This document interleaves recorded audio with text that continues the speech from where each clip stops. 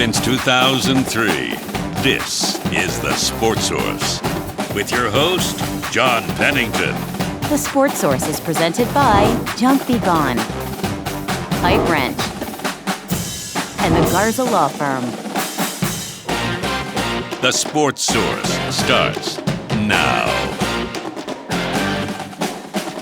It's Sunday morning. Welcome into the Junk Be Gone studios in today's edition of The Sports Source as we kick off year 23. So right off the bat, thanks to you. Thanks for giving us 23 football seasons covering the Volunteers, who won their season opener yesterday on a neutral site by 19 points over a Power 4 opponent. Were there nits to pick? Sure. But boy, you could be a Texas fan today, you could be a Bama fan today. That was a good win for an opener, considering how strange, noisy the offseason was. Josh Heupel, they didn't look like they missed a beat yesterday. I give them a lot of credit for that. We'll get into it. We got 9 different analysts on today's show. We're going to cover more than a dozen topics over the next 90 minutes. And in case you're wondering, yes, I am decked out in UCLA colors. Somebody's got to be supporting Nico because there were only 30,000 people that went to see that game last night. And yes, we will talk a little bit about Nico's numbers later in today's show. Let's get right into it. First segment of our program brought to you by my friends at Junk Be Gone. If you're in need of a cleanup, if you want to throw out an old shed, a swing set, or even a boat, old trailer needs to be taken down and hauled away, you call Junk Be Gone. If you need help getting old furniture out of your house, you don't want to lug this couch out of here, let them do it. Junk Be Gone does it. JunkBeGone.biz is the it's the website to check, it's the company to call when you need help dejunkifying your home. Junk Be Gone. They do a tremendous business, good locally owned, family-owned business here in East Tennessee. JunkBeGone.biz to learn more. All right, let's welcome in the wave of panelists. We have right down there Jimmy Himes. Jimmy, back again. I was talking about this before the show. Jimmy and Bob here, and Chuck and Sterling who'll be in here. All you guys were with us back in year one. Bob, you were on show one. Thanks to all you guys for 23 great years. Jimmy Himes right there. Will Overstreet, VFL, you were with us yesterday in the pregame show. Thanks for being back today. Glad to be here. Another guy who was with us yesterday on the pregame show, Mr. Marlon Walls. Thanks for being back with us. And Bob Hodge right down there. As I said, thank you, sir. 23 great years. All right, and I'm not giving anybody any gifts. Let's start with the biggest question mark going in. This is our top takeaway segment. I got 2 things I want to throw at you, and you guys can just run with it. Joey Aguilar, he was the biggest question mark going in. He had some great numbers at App State, and he had some bad numbers at App State. How's it going to look when you move him into the SEC? Well, 16 of 28 passing, 247 yards, 3 touchdowns, including a beautiful deep ball to Braylon Staley. As good as you can throw it. Hit Kitzelman, hit Thomas for a touchdown. No interceptions. Underline that, no interceptions. Some high throws, also some nice scrambles. I think they used his legs a little bit more than they used Nico's last year, and I think that's good for the offense. Jimmy Himes, I'll let you start. Observations, thoughts, grades, however you want to handle it. Joey Aguilar. I thought he played really well. I wouldn't give him an A, but I'd give him a strong B. He did misfire on some passes early, but I thought he settled down. The moment wasn't too big for him. The 73-yard touchdown pass to Staley, I think they only had 1 pass that exceeded that all of last year. He threw for the most yards in a Tennessee's debut as a starter under Heupel than any other Tennessee quarterback. But I thought he was composed, not taking any sacks. I thought was good. He found the middle of the field. He had a couple of drops over the middle, but he at least he threw it over the middle. I liked what I saw out of him, and after a little bit of a misfire early, I thought he was pretty accurate after that. I was impressed with him. I thought he did a good job. I was too, especially when you consider the fact that he had so little time to build chemistry with these receivers. Then you get to fall camp. You learn the offense. You get to fall camp. You got a different center. They're doing a battle there. You're rotating in a quarterback battle, and your top 3 receivers are in and out of the lineup for a first game. If you're going to build on that, what you saw yesterday, I think that's a great first step. Will Overstreet, your thoughts on the quarterback? Yeah, I thought the word was decisive because, where you're seeing last year at times deciding when to run, when not to run, when to pass it. I thought he was making decisions and saying, hey, I got the ball. I'm going to make the call right now. And so what I liked about him was just his decision-making process. As I saw it, there wasn't hesitation. It wasn't like doubting it and pulling it back. He was making the right decision. And one of his best plays was that scramble out to the left near the goal, in the red zone, where he has to decide to run or throw, and he picks it. He keeps his eyes downfield as he was running. I thought that was a mature-looking really nice quarterback play that, that tape on game, for another defense to watch goes, hey, this guy's got something, right? Like where he's going to be and where his top end is, that's still to be determined. But you see enough now where people are going to be like, okay, this guy's got some ability. He's got some things we need to work on. Bob and I were watching the game yesterday, and I said, I was more impressed by that play than I was the deep ball. Yes. Because you can throw a deep ball. Okay, got it. Nice play, beautiful. But this shows me your decision-making. It shows me you're composed in the pocket. Yeah, I agree completely. That was a big standout play. Gentlemen, your thoughts on Joey Aguilar? I thought that the biggest thing was, what I took from the game was I felt like Josh Heupel came in with like a chip on his shoulder about the whole Nico talk, this offseason, what happened, the Aguilar situation. And I felt like he gave Aguilar the reins and said, you know what, we're going to open this thing up. We're going to play some ball. He came out and gave him the RPOs right away. I think it was 3 straight passes. And I think that kind of put trust in Aguilar, saying, hey, look, I got you. Go have fun, play football. And I feel like he played that way the whole game. Good. I really was impressed by the fact that I questioned Aguilar as much as anybody in the offseason. I mean, you can watch all that Appalachian State tape you want. You can watch it 17 times. Yeah. But it's still not going to tell you what he's going to do on a big stage, national television, all this stuff. And I agree with what Will said. I thought his most impressive play was that throw to Star Thomas, not only because he made the decision on the move, saw it, but the way he threw it, where he threw it. Okay, if Star Thomas doesn't catch it, nobody's going to catch it. It wasn't like, okay, I'm just going to throw this thing up and hope he makes a play. And so I thought that in the last 2 years, now going into the third one, he looked more like the way Hendon Hooker played than the way Joe Milton played or the way Nico played. And I know that you're not going to recreate Hendon Hooker, and one game's not a big enough sample size, but that looked the way more like that offense did, not as fast, but more of that offense with him than it did with Joe Milton or Nico. Yeah, agreed. They kind of would pick and choose when they would go up tempo, and it was usually after a big play, provided Syracuse wasn't faking an injury. Of course, Tennessee was faking it too. But yeah, there were several times they snapped it with about 10 seconds gone off the play clock to hurry things up. I thought he looked comfortable doing that. Well, and we talked about in the offseason, you had Josh Heupel say the rules have changed a little bit that affect the tempo. You had another offensive coordinator at Virginia Tech who runs that same offense who said, we really can't, we're not trying to do 100 plays a minute anymore, or 100 plays a game anymore. We're trying to keep you off balance. You don't know when we're going to the tempo and when we don't. And I think it's pretty clear that is what you're going to get from Josh Heupel moving forward, and not go back to that 2022 wild hyper speed unless you start making big plays all over the field. That's the only thing I would throw in. I like seeing the deep ball. Need more of them. Nico was good for one deep ball, a big pass play, a 30-yard pass play once a game. You need to get to 2 or 3 of those. That's where you were with Hendon Hooker. You went from 40 in 2022 to 15 last year. So I love the Staley pass. Let's see more of it. Yep. And we'll get into this later. I also want to see some receivers who could take a 10-yard pass 50. Need to get that going too. Talk about the defense. The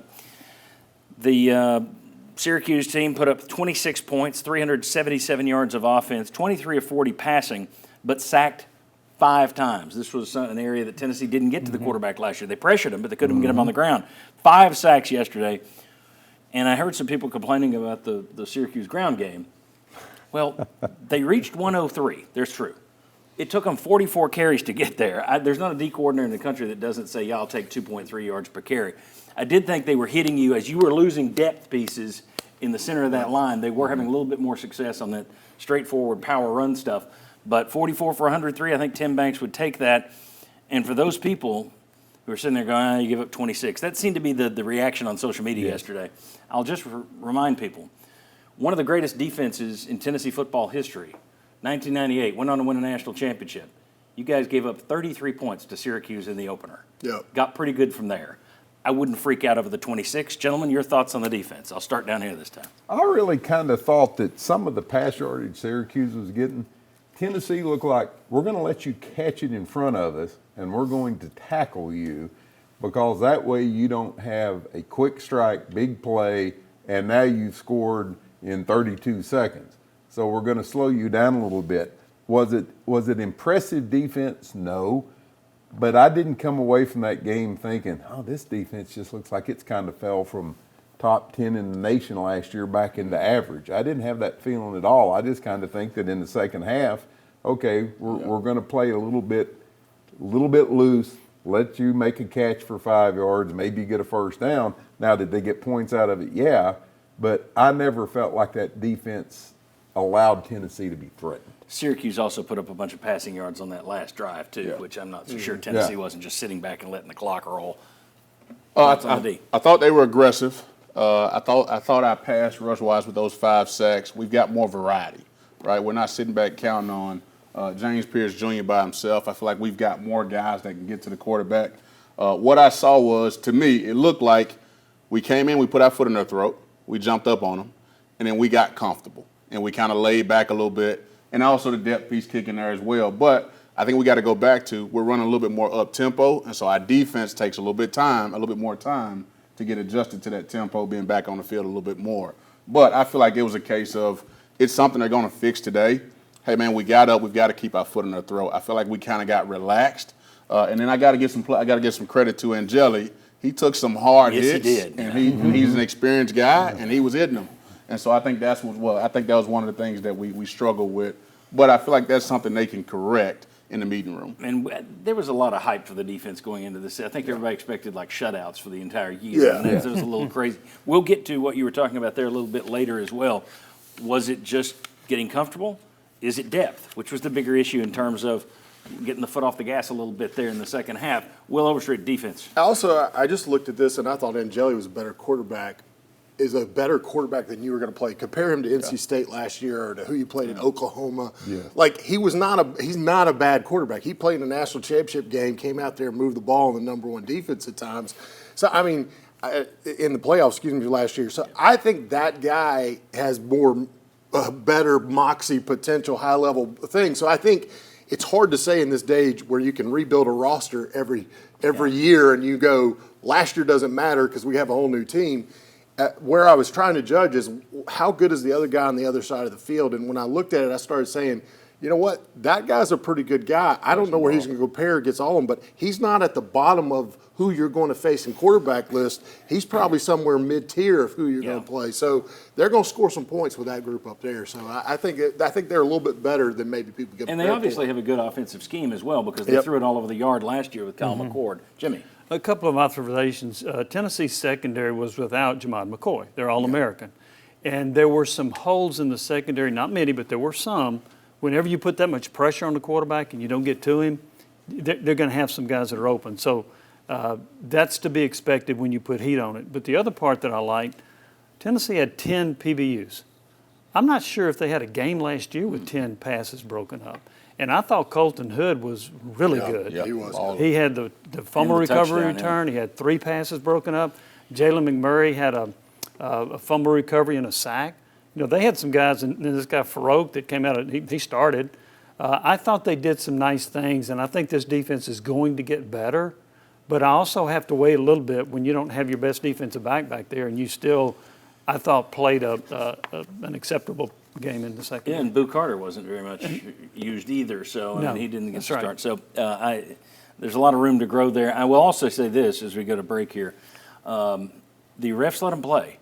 There were 2 or 3. Yeah. There were 2 or 3 they could have flagged on Tennessee. There were 2 or 3 they could have flagged on Syracuse. Yeah. I was just glad they let it go. They were even with it, so that was good. All right, when we come back, let's talk about the Tennessee offensive line. They had to make some late in the morning shuffles right before the game due to David Sanders being out. We'll get rid of these 4 guys. We'll bring in 4 other guys to talk about the offensive line. Tons of people, tons of topics over the next 90 minutes. Come on back on the Sports Source. Not always what you want to hear, but exactly what you need to hear. This is the Sports Source.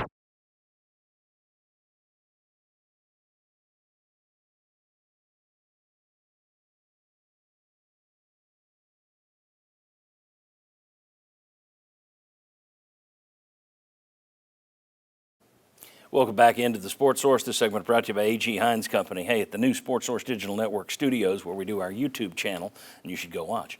The walls are built with Nudura concrete forms, sturdy as can be, energy efficient. Folks, if you have a building project that you are starting, start that thing at A.G. Hines Company and ask them about Nudura. It's sturdy enough to stand up to a hurricane, and we don't even have hurricanes. So spectacular. A.G. Hines Company. Find them at aghines.com. All right, let's take a look at the poll question before I intro my people here today. What aspect of the Vols, you got a lot of choices. Wow. I think this is our top ever. It's our 7-choice question. What aspect of the Vols win pleased you the most? You can go quarterback, you can go running back, wide receiver, offensive line, D-line, linebacker, defensive backs. You can go with any of those. Look at the Hearthside Bank sign, the logo. Go beneath that. You get that circle there, that QR code. Use your smartphone to play that thing. That'll take you right to the voting booth and vote for us and let us know what you think. My guess is Joey Aguilar is going to win this thing, but we'll see. You tell us. I'm joined by Josh Ward right down there. Josh had a radio show this morning taking over football. What do you call it thing? Sunday Sports Sound Off. Yes. There's too many shows in this town. Walking in Should Jimmy just be the Hines' sports massive source. shoes this morning. Massive shoes, and he was there booing you? So, no.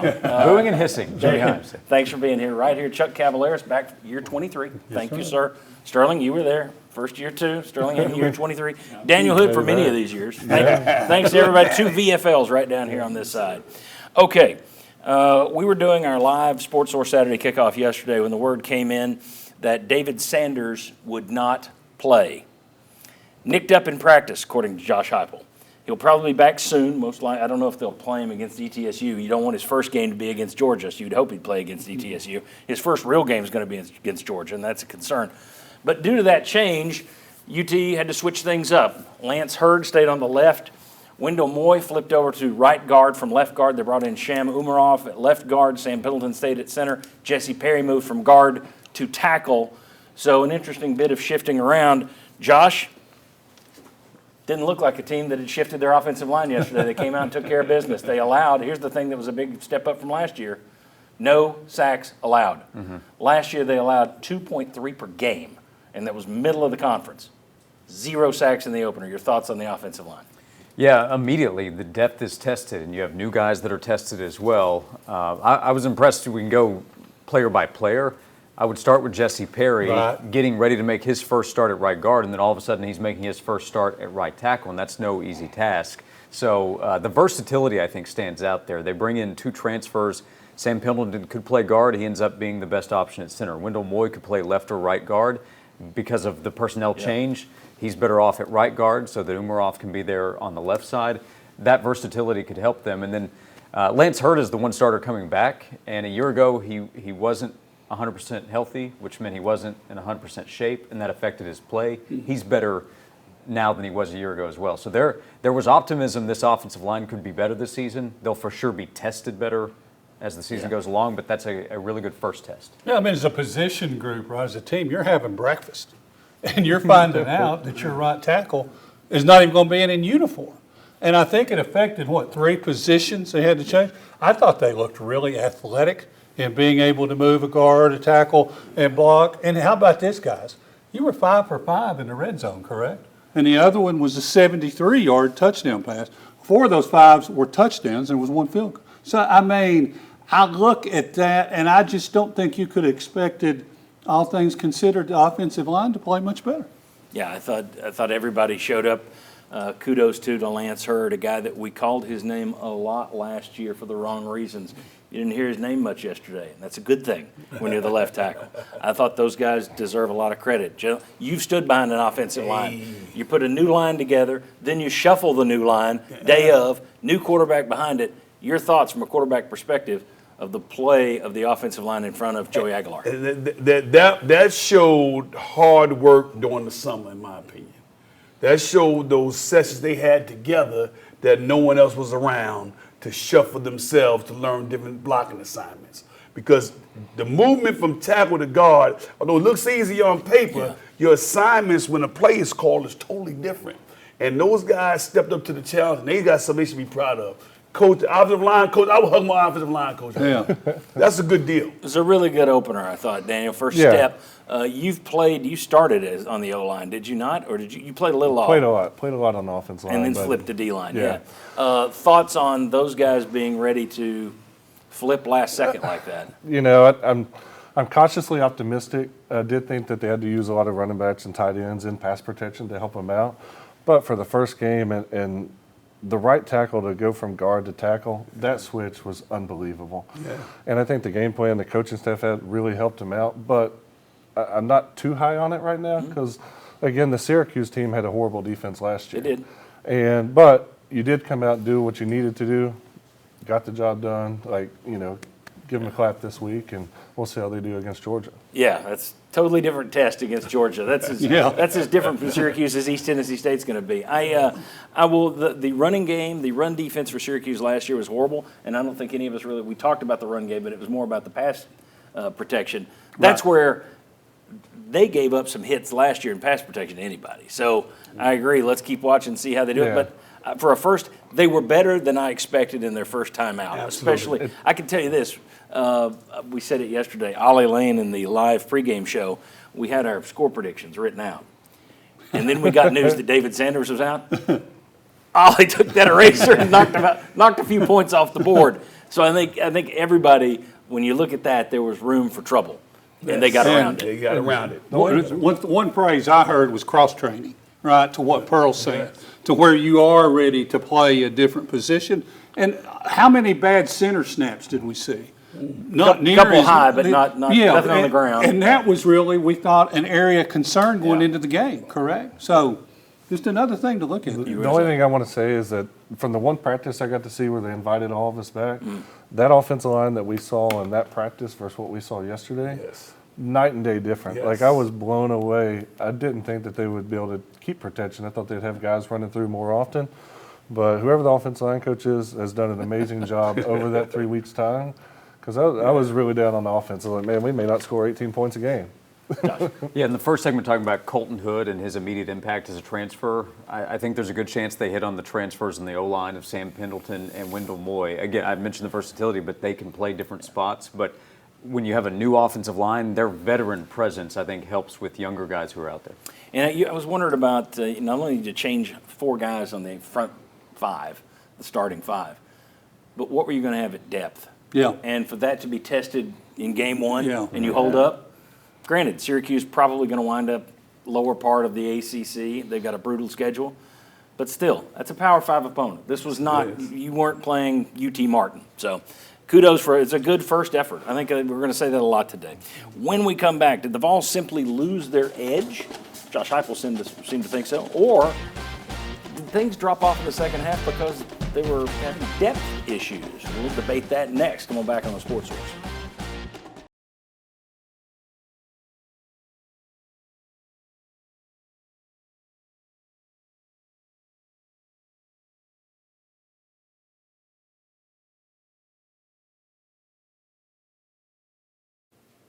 Welcome back to the Sports Source. This segment brought to you by the River Cove Campground. If you're looking for some outdoor adventure in the heart of the Smokies, right on a beautiful river, but still just minutes away from all the top attractions, I'm whittling down. There you go. You got one option. It's Uncle Jim's River Cove Campground, folks. They got it all. Whether you like to camp under a tent or whether you like to camp in your RV, they got the spot for you at Uncle Jim's River Cove Campground. Visit rivercovecampground.com today to book ahead because they are filling up. Okay, let's take a look. We said we'd do these last week. We'd run through these every week of the season. These are the Heupel keys. Score 30 points or more. They did that yesterday. They moved to 34-2 under Josh Heupel when they score 30 or more.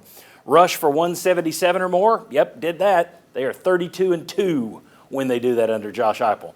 Next one they did yesterday, allow 27 points or fewer. By one, they did it, and they are 33-3 when they give up 27 or fewer. And the other one they took care of yesterday, commit 8 or fewer penalties. They had 7. When they commit 8 or fewer, they are 25-6. Those are the Heupel keys. There were 4 that they didn't hit yesterday, but we'll run those through every single Sunday so you can track them. Okay, back with Marlon Wall, Sterling Hinton, Jimmy Himes. Josh Heupel said postgame that he felt his team lost its edge a little bit in the second half after building a 38-14 lead. Sounds like something a young team might do. Okay. At the same time, that defensive front was getting banged up yesterday. And you started without Devin Hobbs to begin with. Then you started losing depth pieces. So my question, was that a defense that just started getting a little complacent? Or was that your depth may not be where it needs to be at this moment in time, 1 week into the season? Marlon. I would say a little bit of both. You're Cavalaris in the Oh, question. okay, gotcha. It's one or the other, baby. Come on. Okay, I tell you what. Let's say we lost the edge. Then I say we lost the edge. But here's what usually happens, right? You go into the meeting room. This is a big game. You're in Atlanta. We show out. We have a great couple series. Defense is flying around. I think guys start to get a little complacent, right? You start thinking about, man, we're whooping these guys pretty good. And usually what happens is you go in the meeting room the next day, and the coach puts up your bad plays and kind of bring you back down to where you're supposed to be, right? So I feel like for us, we lost the edge. We got excited. We jumped out on them. The guys were flying around. We're making big plays. And then we just kind of laid down a little bit and then tried to jump it back up. And sometimes that's the hardest thing to do. Gentlemen, was it a depth issue or an edge issue? I'm following my head coach and said we lost the edge. And this is why. In the words of Vin Diesel in Fast and Furious, never take your foot off a tiger's neck. You got to keep it going. And that's where we have to be. Because you think about this, baby. Think about this now. And follow me. Alabama didn't took their foot off our neck here. So he knows what can happen if you don't keep your foot on a team's neck when you got them.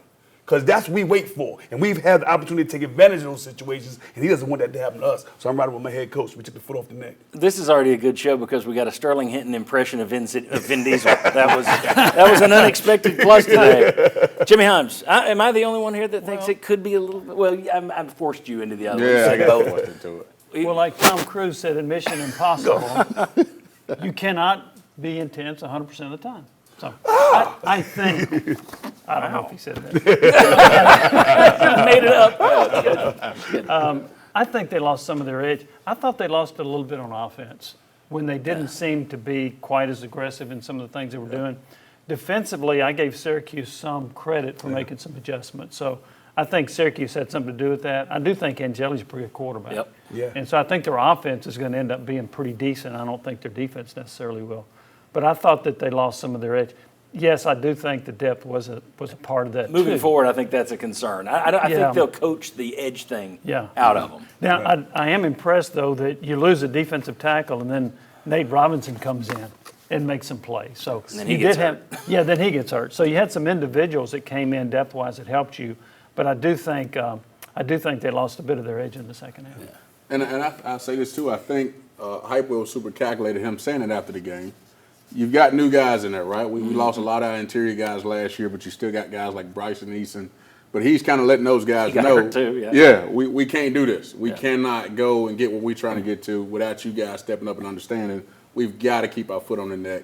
I think that was a calculated phrase by him yesterday after the game. That didn't sound right. How's it sound? Never take your foot off a tiger's There it neck. is. When we come back, let's talk about the running backs, and let's talk about whether a couple of VFLs are ready to adjust their win totals for Tennessee after watching that game yesterday.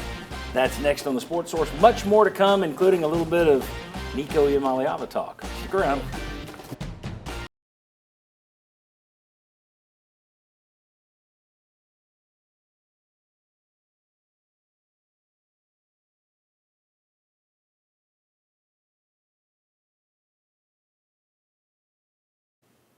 Welcome back to the Sports Source. This segment brought to you by Southeast Termite and Pest Control. Football season's here. That means fall invaders will soon be here. Stink bugs, ladybugs, box elder bugs, all wanting to turn your home into a nice winter bed and breakfast. Keep them out. Get the fall invader treatment that I do. I get it every year from Southeast Termite and Pest Control. They take care of me. I don't have those issues anymore. You can do the same. The fall invader treatment. Find them at southeasttermite.com or give them a holler. Good family-owned, locally-owned business right here in East Tennessee. All right, let's remind people one more time of the poll graphic. Let's see where we stand at the moment. Yep, still looks like quarterback's going to win that thing. I want you to play along and click. Really, the most important aspect, the thing that pleased you most was quarterback. I try and always goose this just to make it interesting. It wasn't the running backs. Man, they look good, didn't they? And that defense. Okay. Just keep playing along. We'll see if we can't move those a little bit. All right. This is a segment we call Cover 2, 2 pairs of analysts, 2 questions. Start with Josh and Daniel over here. What did you see from the Vols running backs, and do you believe at this point they can replace Dylan Sampson? With one guy, no, but with the depth of the running back group, I think they can. Star Thomas came in from Duke with a good amount of experience. He's an older guy. and he looks the part in terms of understanding his role. He's the third running back coming in. He ends up leading the team in rushing, but each guy has different strengths. They will need all three guys as the season goes along. They also could be more involved as pass catchers. Star Thomas's touchdown in the end zone was a great play by Joey to extend it, and then Thomas goes up and makes a play on the ball, and we saw Deshaun involved. So I think there's versatility with what they offer in their individual games to make it a really good group. And I got to agree with Josh. I thought one of the reasons Tennessee won this game was how hard those running backs ran the football. I mean, you look at the red zone runs that those guys had, it was Dylan Sampson-esque. I mean, every single one of them were falling forward. They'd get hit, but they had yard after contact, yard after contact, yard after contact. And, man, they just grinded Syracuse defense out and got the ball in the end zone. And I think someone mentioned on the show earlier, 5 for 5 in the red zone. Like, that's huge. I think it's going to be interesting moving forward. You're probably going to have a different leading rusher every week, is my guess. Peyton Lewis didn't have the best numbers yesterday, but his first touchdown where he just ran a guy over, pushed him to the back of the end zone, basically, just ran him out.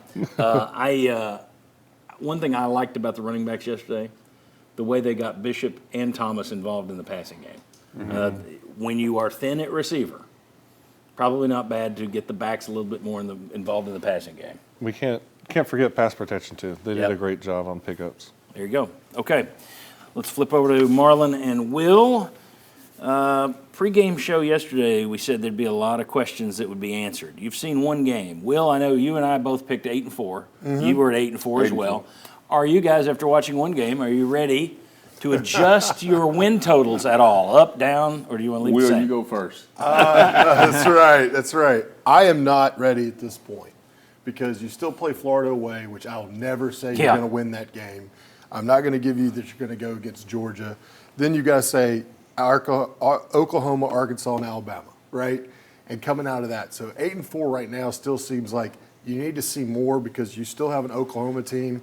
The Alabama team showed up. Is that going to be the team that comes out in second week, or are they going to improve? You got to play away game. We know we've struggled on the road as well in non-neutral sites when we're at the other team's field. So I still look at it and go, I'm going to put this team as an 8-4. Show me more proof that you can be consistent and where you're going to be, and then I'll up from there. Okay, Marlon. All right, I thought about going 9-3, but here's what I think about when I'm getting into it. You've got Alabama on the road. You've still got Oklahoma, who's supposed to have a really good roster this year. And yesterday they allowed them, now they were playing nobody, but they allowed them to be the offense they were supposed to be. If Venables gets out of the way, okay. You got something. But my question is, is that the Alabama team we're going to see by the time we get there? Or is the fans going to turn on him by the time we get there? Because he's got some questions he's got to answer. But here's my only question. The reason why I'm going to stay at 8-4 is our receiving core. I've got to see more. I've got to see more. Okay, hold off on that because we're going to get into that later. So okay, gotcha. But yeah, I keep it at 8-4 just because I've got some question marks about our offense that we still got to get answered. One thing I was going to say, I expected one of you to go up, and I was going to come back with what about this? The jiu-jitsu move. You could teach me something like that. The fact that you got 2 turnovers yesterday. One was returned for the score. You had another one where you get the great interception. T. Lander makes the pick after it was batted by McMurray, I believe. So you get the ball deep in their territory. You take those off the boards, 31-26. Now, that's not how the game is played, but your offense was given 7 points on the board. You got another one that was set up deep. So the 45, you could look at that and say it's a little misleading. Even at 31, I thought it was a good first effort for this offense, first effort for Aguilar. But I do think, okay, let's see when you're playing somebody better, and also let's see what happens if you don't get 2 scores handed to you. Can this offense continue to roll up points? I would say this. We also saw offensively we took the foot off the gas as well yesterday. That's true. Yep. We slowed the tempo down. We kind of got the lead. It was like, all right, let's run this thing out. They scored again, and now we had to ramp it up again. But I would also say, offensively, we took the foot off the gas as well. All right, very good, gentlemen. When we come back, we haven't done this in a couple of years, but we're bringing it back simply because I like the video portion of the Open. 3 up, 3 down. We got Team Sunshine versus Team Rain Cloud. How are you going to find the 3 worst guys on the field after a 19-point victory? We've got just the vultures to do it. Come on back. 3 best, 3 worst. That's next.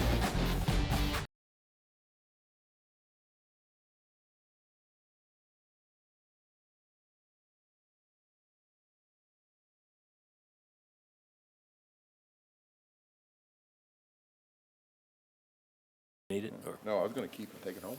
Okay, we're back. Hope everybody heard that. Welcome back. This segment brought to you by Madisonville Marine, Skeeter Bass Boats, G3 John Boats, Hurricane Deck Boats, Crevalle Fishing Boats, Suncatcher Pontoons, Sweetwater. You want me to stop now?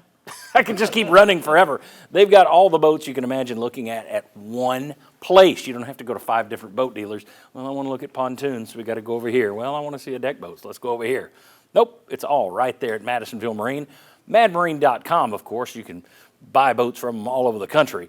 But check them out, Highway 411 North in Madisonville. There's no better place to buy a boat. Sunshine Sterling. Willie Rain Cloud. It's time for 3 up, 3 down. This is the Sports Source. Indeed, it is the Sports Source, and it is 3 up, 3 down. Let's go ahead and do the poll results before we get into this. The winner, quarterback, I goosed it a little. I got it down to 59%. 59%, I'm trying to see what's second. Running back, looks like 18. Wide receiver, 14. Nobody on the defense got a lot of 11. The receivers only got 2%. So it looks like quarterback, running backs, offensive line were your happy ups for the day. And our happy ups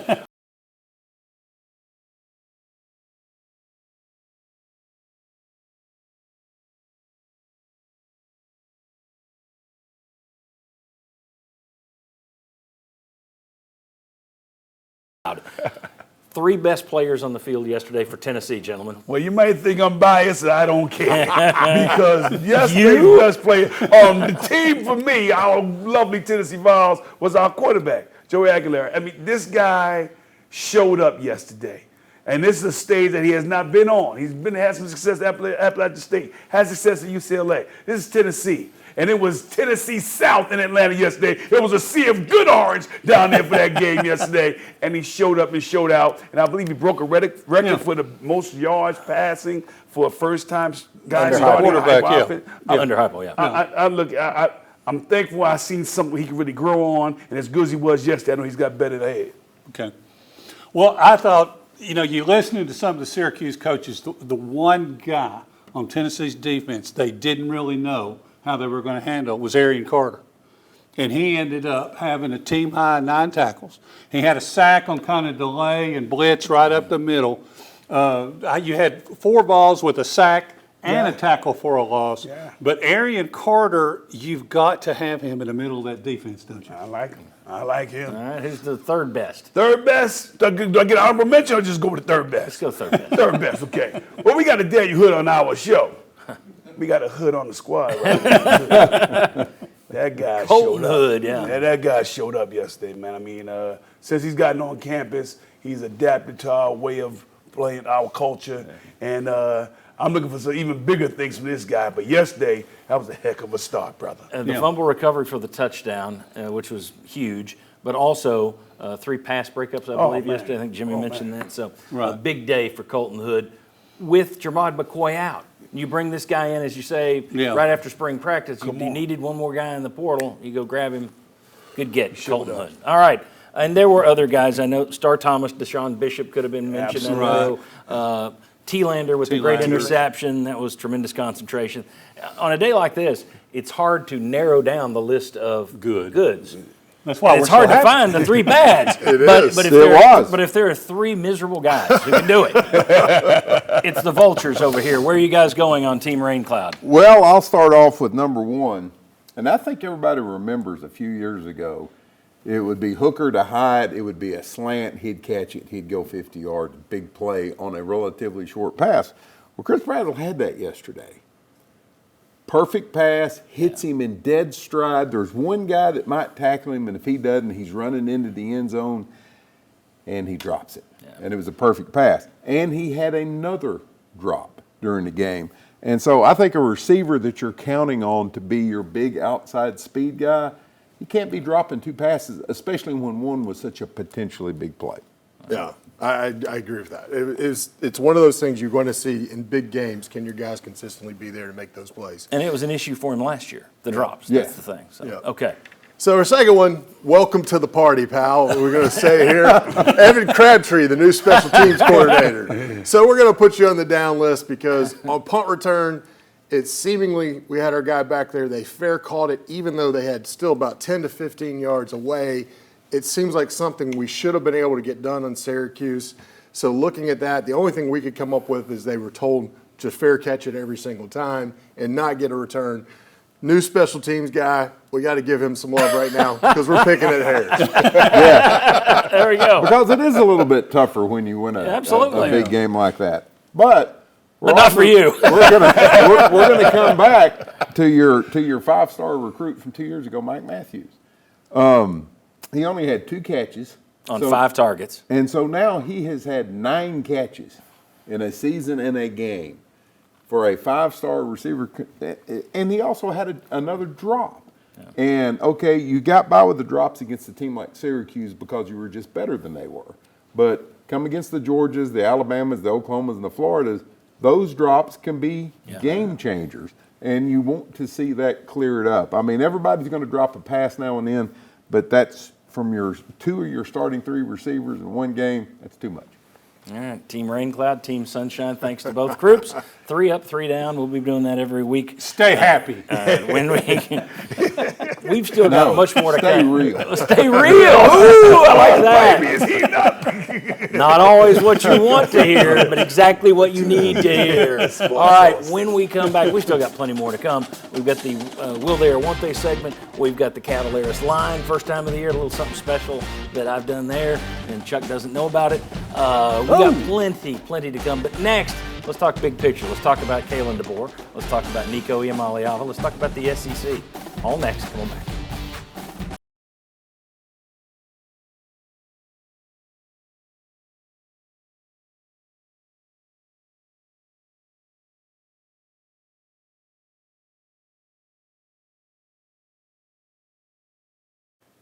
Welcome back to the Sports Source. This segment brought to you by Chris Smith Insurance. Let me tell you about this guy.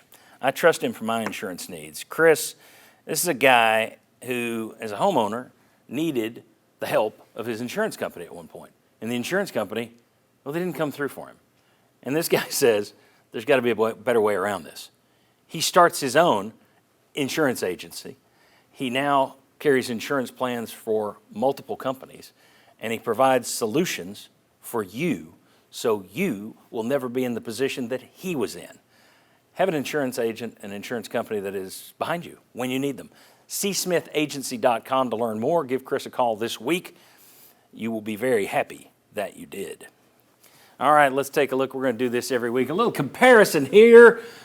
How Tennessee's quarterbacks are doing versus Nico Iamaleava. 11 of 22 last night in the loss to Utah, only 50% completions, 135 yards, a touchdown.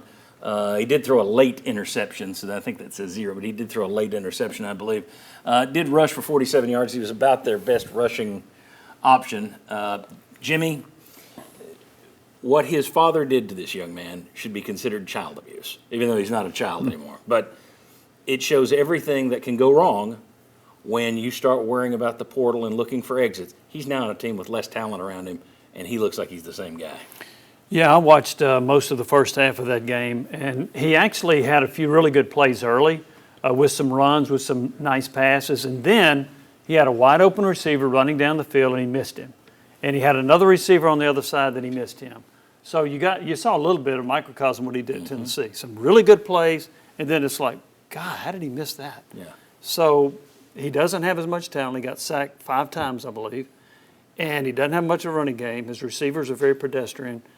And his defense stinks, so he's going to have to carry more of the team. Yeah. Yeah, and it was 20-10 at one point, and I think it ended up being 43-10. Yeah, 43-14. I thought he got more than 10, but yeah, maybe that's it, yeah. So he played decently the first quarter and a half. After that, he didn't play very well. And he's not going to have a good year, and neither is UCLA. No, and hopefully his father isn't either because the father's the one behind it. That's a shame what happens. But Tennessee got the better end of that one in week 1. All right, now I will say this, Alabama. If Alabama doesn't start winning, they lose at Florida State yesterday. If Alabama doesn't start winning, Crimson Tide fans are going to string up Kalen DeBoer, and then they're going to bury him under a simple stone that says this: not Saban. That is it. This guy is in serious trouble. Bob Hodge, you never want to follow the legend. Get these numbers. Get this. I think I wrote it down. Kalen DeBoer now 9-5 at Alabama. 9-5. Yep. 5-5 in his last 10 games. Saw this tweet yesterday. Since 2007, when Alabama's been favored by 14 points or more, Nick Saban was 131-2. Kalen DeBoer is 4-4. Bob Hodge. Yes. I don't know if people, at some point, the players on your team are thinking, this isn't what Nick did, and the more you lose, the more they think that. It is a really bad sign when you get on message boards the day after a game and everybody's talking the buyout number. And that's what they're doing. His buyout is $70 million. Yeah, it's huge. So that'll probably save him. But here's what didn't impress me about Alabama yesterday. They got beaten up on both sides of the line of scrimmage. And this is a team that is talented. It's not like they're recruiting. When Saban left, their recruiting stayed in the top 5. So there's a lot of talent on this team. And so when you've got that kind of talent, I think it comes right back to the head coach, the assistant coaches. Something's not working right, but you got beaten up on both sides of the line of scrimmage yesterday. A team that was 2-10 a year ago. Yes. Never follow the legend. Whether you're Gerard Mayo following Belichick, whether you're Ray Perkins following Bear Bryant, Florida whether State, you're Kalen DeBoer. who followed the legend down at Florida State. Bobby Bowden. Yep, Yeah. didn't last long. All right. I'm having to follow Jimmy on Sunday sound off. Yeah. Problematic. What's your buy? Yeah, if you get a big buyout, what do you care? All right. Can you get me a buyout? It's a little more than $70 million. All right. Or a little less. Texas took it on the chin in Columbus. Bama lost at Florida State. LSU salvaged the league's reputation in big games. Now, granted, all 3 of those schools went out and played on the road. Mm-hmm. But maybe there's a reason teams are scheduling Long Island and East Tennessee State. Josh, is the SEC fading a little bit as the top conference in college football?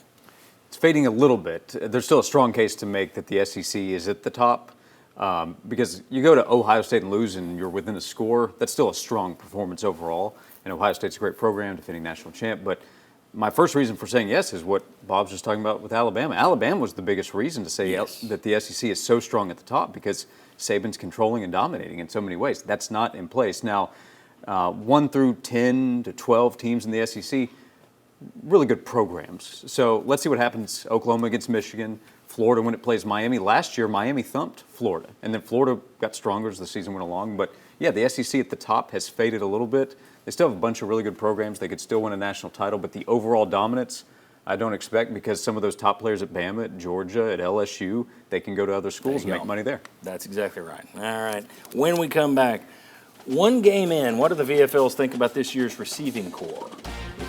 Two of them made the down list. Marlon mentioned the receivers being a concern a little earlier. Let's go to those guys. We welcome in a new sponsor, a sponsor you've heard of, Al Wilson. Come on back on the Sports Source.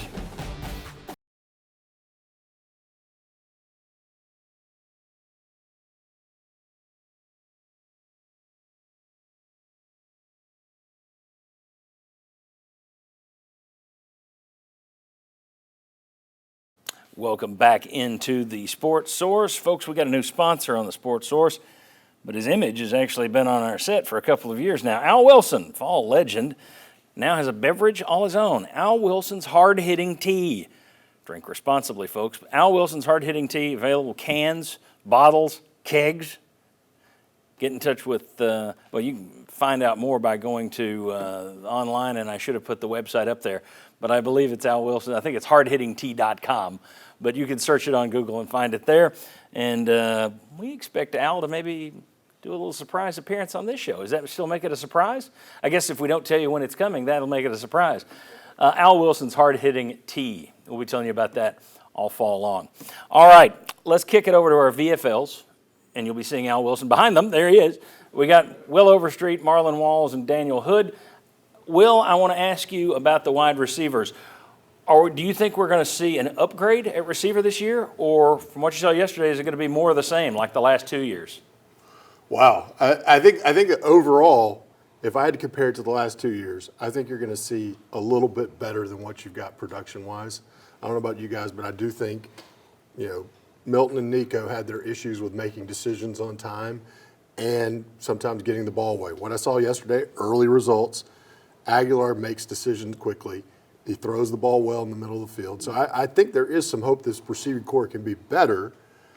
I think the other issue, though, is the drops, right? Yeah. How are they going to be consistently? So, I mean, Daniel, what are your thoughts when you look at this receiving core yesterday play? Yeah, I got to go a little bit different than you. And I start with what Josh Heupel's track record is. You look at the end of the 2023 season, cornerback room, they completely got rid of everybody, rebuilt the culture. And it looks like at the end of the 2024 season, they're like, we don't have the culture, we don't have the guys that we need. They've rebuilt it. This is game one. I think at the end of the season, this will be our biggest surprise group of being able to make plays that we're like, wow, we didn't know we had that. Yeah. See, I'm going to push back on you. Do it. So for me, I saw those drops yesterday. That bothered me just because we're used to a Josh Heupel offense, big play down the field. We've got guys that's got reliable hands, and it's hard to miss on when you're talking about guys. When you bring guys like Jalen Hyatt or Cedric Tillman. I don't know if those guys can be that level. So for me, I'll be honest, I'm more inclined to see the Travis Smith Jr., the Radarius Jackson, more Braylon Staley. I want to see those young guys and see what we got in them because I feel like, with Matthews, those guys, they've been sitting behind those guys for a while. If you're a 5-star, you're a 5-star. We haven't really seen that play yet. So for me, I want to see the young guys and see if they got something they can bring a spark to this offense. Yeah, I don't think that they have the pressure that they had the last 2 years because your tight end group's as good as any in the country. This running back room has increased their value as well. You're going to get good one-on-one matchups, and even Mike Matthews, if Joey wouldn't have underthrown the one ball down the left sideline, you're talking about another 50-yard play where he just cooked the cornerback.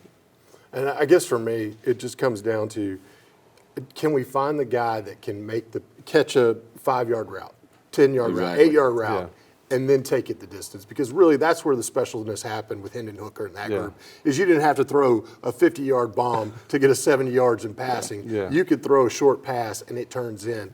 That's still, I haven't seen the physical capability of somebody on the team yet that is that ability right now. And I think that's what we're still continuing to look for. And I think maybe I'm thinking ahead, but I know like the guy that's had Heupel's number per se in his offense has been Kirby Smart, right? He's going to load the box and say, we're going to stop the run. All right, we're going to make Joey Aguilar and these receivers beat us. So I want to see us get a little bit better on that end. Well, John, I think it's a mixed opinion. Too early to tell really what's going on or how we're going to get there. I think it's probably better than the last couple of years, but, saying it's going to be to Hyatt in that level, I think there's a lot more room to show before you can go there. All right, very good. Thanks to our VFLs. That's our VFL huddle. You'll be seeing that every week here on the show. When we come back, time to play Will They or Won't They? 4 prop bets coming up for the East Tennessee State game. It's also a little bit of a history lesson in what Tennessee's done in the past, so it's always a fun segment. Thumbs up, thumbs down. Come on back. We'll get to that. Cavalaris line still to come.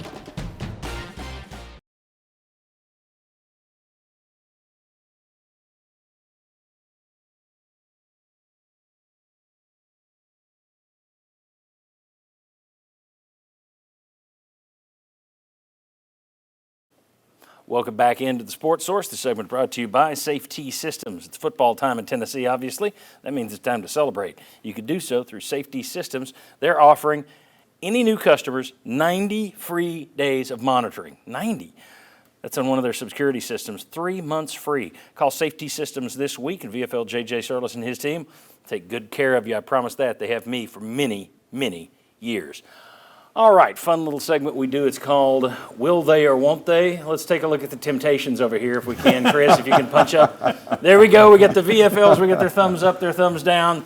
I got 4 questions, so I'll ask the question. These guys, what we'll do, 4 questions, they answer, and then I'll pop one to one of you guys, okay? Tennessee rushed for 346 yards against Chattanooga last year. That was your in-state FCS punching bag. 346 yards rushing. Will Tennessee rush for 250 versus ETSU on Saturday? Yes, yes, yes. Everybody's got yeses over there? Yeah, all right. They all agree. Chuck Cavalaris, do you agree? Is this the first half line? Okay, now, this is the beauty. I trapped you all. They barely got over 200 against all these other FCS in-state teams they've played since Heupel's been here. So, But that's a very weak defense at East Tennessee State. been studying their defense. Yes, He's got I the have. Cavalaris line coming I up. was up looking at their depth chart. All right, very good. Thanks, guys. Next, the Vols had 718 yards of total offense versus Chattanooga last year. The year before, 456 against Austin Peay. The year before that, 696 versus UT Martin. So 718, 696, and then a 456 thrown in there, just to make it interesting for you. Will the Vols reach 650 yards of total offense versus the Buccaneers? See, I never should have told them that I goosed the last one. So there you go. We've got one guy, Marlon Wall, says they will get to 650. Everybody else says they will not. Bob Hodge, what do you say? I don't think they will. I think that this team will go out, they'll explode in the first half, and then they're just going to go on cruise control in the second half and play everybody in the stadium. Okay, very good. So, I mean, they may get Sterl away from the microphone. all right. Next question for our VFLs. The Vols have given up 40 points to in-state FCS teams in Heupel's 4 years. Will ETSU score 10 points on Tennessee? We got a bunch of yeses, one no. Daniel, why do you say no? I just think this year's defense, they got to come out and prove something. And they've got more depth this year than I've seen the previous years. Okay, very good. So we got one person says no, the other say yes, ETSU will get to 10 points. Jimmy Hines. ETSU get to 10 points, and it may be a junk touchdown late, but Tennessee, as we talked about earlier, whether it's depth or whether they lost their stinger a little bit, I can see ETSU scoring late and getting to 10. Okay, one more question. Last year, Nico Iamaleava was lifted at halftime versus Chattanooga. You got a quarterback who's trying to get on the same page with his receivers. Will Joey Aguilar play into the third quarter versus East Tennessee State? 2 yeses, 2 nos. Okay, Sterling, why do you say he won't? Because he shouldn't. I think he's going to come out and explode in the first half. He'll do enough to win the game, and we got a guy who needs some reps, some game reps after him. Okay. All right. Josh, will we see Joey Aguilar past halftime against ETSU? Yes, not too far into the third quarter, but a series or two, and then it'll be Jake Merklinger time. Okay, very good. Thanks to our VFLs. Thanks to you guys. This means we've got a truckload of time for Chuck Cavalaris in this last segment. The Cavalaris line, we got a lot of time to get the picks. We got some special stuff coming up, and then we're going to have a little time to cover anything that we've dropped. Any balls we fumbled, we'll pick them up and run with them next. Come on back on the Sports Source.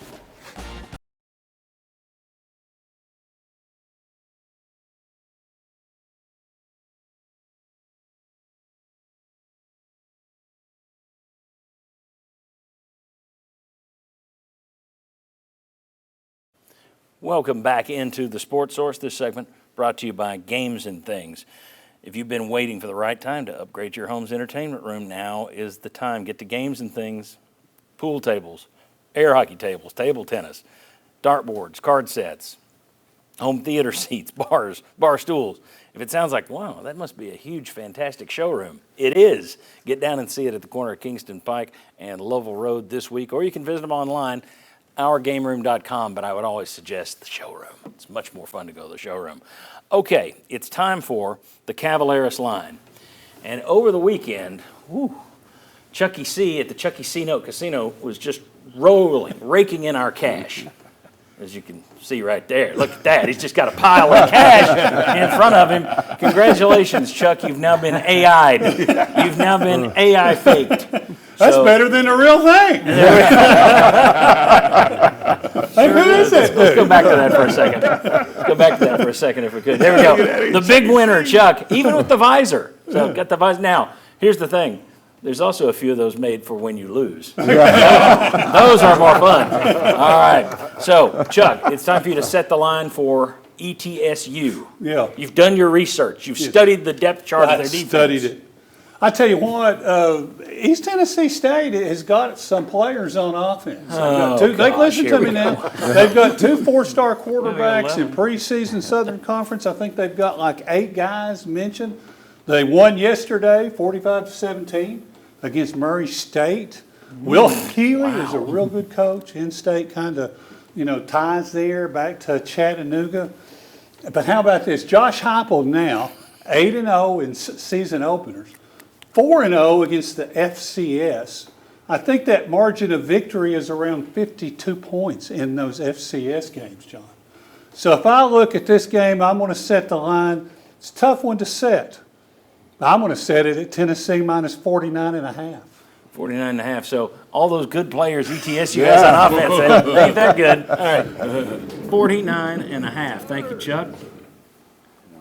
All right. Now, I'm going to go ahead. I've got my director. I jumped on him here. Let's go ahead and put up the standings from last week, if we could, Chris. There we go. Green means you made money. Red means you lost money. Josh Ward, you were the last guy to pick last week. You said, I'm going to fade all you idiots. And you were right. Look at they called us idiots. You were correct. Ollie Lane had 100. Sterling Hinton is plus 100, so you guys are at 600. Bob, Daniel, Jimmy, me, Mike, Stoll, and what do we get there? Will are all minus 100. Marlon went all in, $200. And right now we got a rule. We got a cap on this thing. You can only do $100 or $200. That's your top picks that you can make right now. We'll do bigger wagers as the season goes on, but $100 or $200 is all we can do. The line is 49.5. All right, smart guy, you get to start. You get to start because you're in first place and your name starts with a J, so alphabetical. Sure. Where are you going? Sterling, I also said I'm going to follow Sterl. That's what I also said. That's a lot of points. So Tennessee's not going to have any trouble in this game, but I will take ETSU plus the points for 100. Okay. 100. ETSU. Very good. Sterling Hinton. Tennessee will score a lot of points. I don't know if they would score enough to win by 49.5. I'm going ETSU, $100. Oh. Wow. This is two. It's like Armageddon. This is 2 weeks in a row. 2 weeks in a row. I don't think they're going to play in the game. Oh, no, I'm wrong. I'm sorry. It was Daniel, I always think Daniel and Sterling are going to go UT. If Tennessee was favored over Alabama by 60, Sterl would. Yeah. What does Van Diesel think of that pick? So you think they'll take the foot off the Tigers' neck? No, I don't think that. I think it'd just be a situation where the game would be shortened, and we might win 35-0, 42-0, but I don't know if we win by 49.5. Bob Hodge. May we all live in interesting times. As the saying goes. I'm going to take Tennessee for 200. Whoa! I think they will kill them. What about those offensive players Chuck was talking about? Daniel. I'm going to go with Bob. I'm going to take UT for 200. Wow. This will be interesting. That's why this is fun, right? Jimmy Hines. Hey, if Syracuse had just kicked extra points, you'd have lost. No. You'd have lost. Right. I'm going to take ETSU 100. Okay, 100 on the Buccaneers. Because all those offensive players they got. To cover. I'm going 200 on Tennessee. And I was disappointed to see Bob and Daniel do the same. I was going to make up some ground this week, I hope, or I'm just going to fall further into the hole. All right, Will Overstreet, what are you doing? I'm going to take 100 on you, ETSU. All right. Well, hey, Chuck, good line because you split the panel. Exactly. And just to be clear, split it big time. just to be clear, that is for those people. I saw people last week. How can you make it 17.5? He's making a line to split us. He's not trying to project the line for the week. I ask him to try and split the panel. So when he does something like this, that is good. Last week when it was like 7 on one side, 3 on the other, that's when he failed. Yeah. But he wound up bringing up cash to the casino. All right, last man on the list, we got Marlon Walls. Yeah, I don't like being last, so I figure if I go 100 on Tennessee, I'm at least fall in the middle somewhere. That's 100 Tennessee. Takes 100 on Tennessee. He's doing the math. Very good. So we have, that is a perfect split. Josh, Sterling, Jimmy, and Will all take ETSU. Myself, Daniel, and Bob and Marlon all take Tennessee. And I will get Mike Stoll, if I could write, and Ollie's picks a little later. All right. Cool. Wait, John, will there be a little something extra in my paycheck this week? I think that is a no. No, I don't think so. Just be lucky I don't start deducting cash. All right. He's got AI control, so you better watch out. That's right. These photos, remember, I can make you do awful things. All right. We got a couple minutes here, so I do want to close with something. I'll start it out, and I'll let you guys jump in here. Anybody who wants to make a point, we didn't get a chance to make it earlier. We got a couple minutes. I'm going to make one quick one. This was a noisy, rough offseason. You lost your quarterback after the spring game, or at the spring game. You had 2 of your better players have to go through off-season surgery. You were without one of those guys yesterday, McCoy and Kitzelman. You were without McCoy. You lose your starting right tackle, your freshman, everything, who you paid all your big money to before game one. He can't go out there. Boo Carter's situation. You have all that go wrong. And it made me think, Marlon, I said to you, I said, it just doesn't feel like this is the year. They went out there and they looked like the same Tennessee team to me. I'm telling you, you got a good coach. They may finish 8-4. I'll still sit here at 8-4 and say, you got a good coach. I think Josh Heupel's the right one. Gentlemen. I want to make a point to our offensive line coach, Coach Ellaby. Great job. His name was called. He answered the phone. He responded. His guys responded for him. And that's how our offense was able to explode. O-line, Coach Ellaby, great job. 10 seconds each if anyone wants to go something. Star Thomas, he led his junior college team in rushing. He led New Mexico State in rushing. He led Duke in rushing. He led Tennessee in rushing as a third teamer. I think he's really good. Understood. Yeah, Colton Hood and Joey Aguilar both came into the summer and said their teammates welcomed them, helped them get up to speed, knowing they're trying to take their spots or competing for their spots. Says a lot about the leadership in the locker room. Plenty of sports coverage coming your way. Sports Source Digital Network. Check us out on YouTube all week long. We got another show with Marlon, with Ollie coming up this week, and Daniel. And we'll see you next Saturday, the Saturday kickoff, 11 a.m. Saturday. We'll see you right back here next Sunday. Have a good week.